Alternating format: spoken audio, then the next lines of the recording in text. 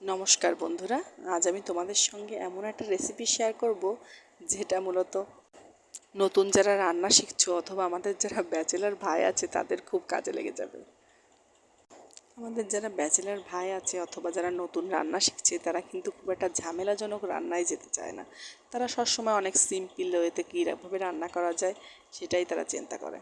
চলো সেরকমই একটা সিম্পল রান্না তোমাদের সঙ্গে আজকে শেয়ার করি। আজকে তোমাদের সঙ্গে আমি শেয়ার করছি মিষ্টি কুমড়া আলু দিয়ে চিংড়ি মাছের একটি রেসিপি। যার জন্য প্রথমেই আমি চিংড়ি মাছগুলোকে ভালো করে ধুয়ে নুন হলুদ মাখিয়ে সরিয়ে রেখেছি। এরপর দেখো কড়াইতে তেল দিয়ে আমি দিয়ে দিয়েছি পেঁয়াজ রসুন এবং ঝাল একপাশে সরিয়ে রেখে সাইডে দিয়ে দিলাম গোটা জিরে।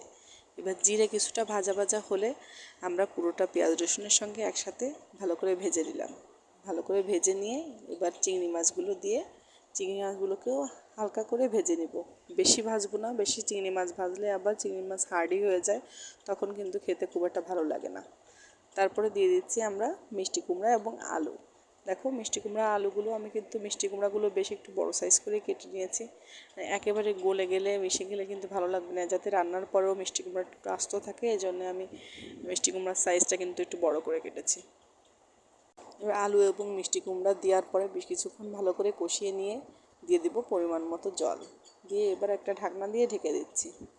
ঢাকনা দিয়ে ঢেকে আমরা ভালো করে বলক ওঠা পর্যন্ত অপেক্ষা করব।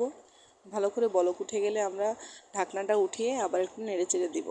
দিয়ে এবার ঝোলটা কমে আসা পর্যন্ত অপেক্ষা করব। এই তরকারিতে আবার বেশি ঝোল থাকলে ভালো লাগে না, ঝোলটা গায়ে গায়ে থাকলেই বেশি ভালো লাগে।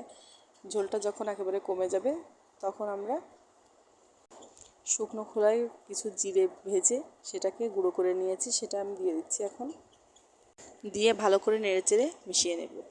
এই তো আমার রেসিপি একদম রেডি।